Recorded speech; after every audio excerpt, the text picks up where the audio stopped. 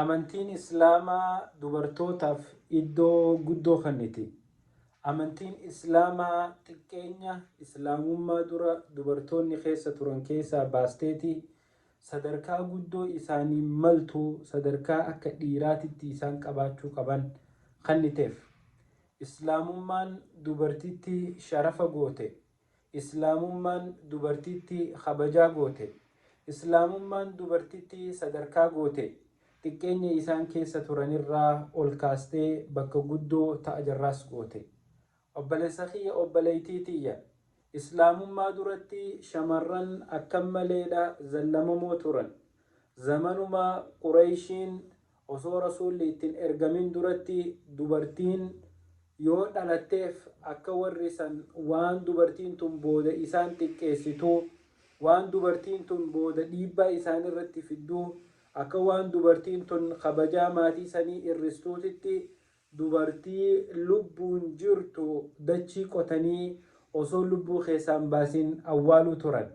Islaamummaa dura kabajaan dubartii akkana ture. Islaamummaa dura dubartiin dhiira barbaaddee wajjiin ciisti. Dhiira 10-20 akka barbaadanitti itti taphatan.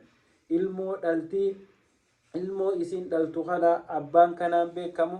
Dubartoota 10-20 wajji ciiste san keessaa abbaa feete barbaaddeeti ilmoon tunteeti jettee irratti maxxansiti.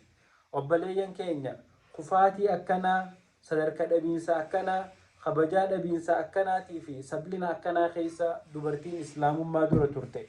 Islaamummaan dhufteetii cinqii jireenyaa kana hunda keessaa dubartoota fuutee mataa gubbatti baaste. Sadarkaa itti gootee kabajaa itti goote. Rabbi subhaanahu wa ta'ala Qur'aana keessatti waa'ee dubartii hedduudha dubbate. Sadarkaa dubartii hedduudha dubbate. Dubartootaafillee sadarkaa adda addaa kenne.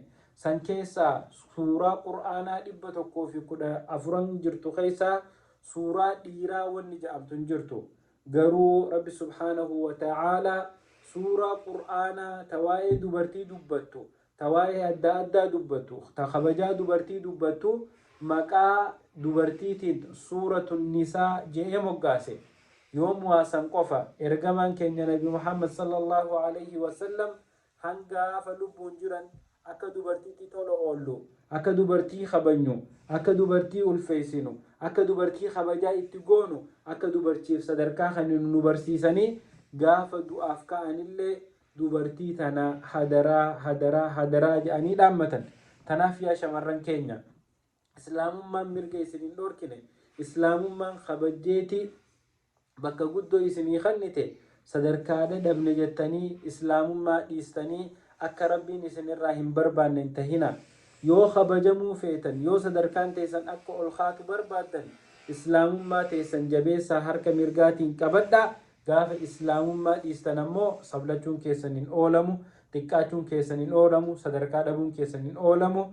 ربي إسلام ما صدركات إنه لها فودو. السلام عليكم ورحمة الله وبركاته.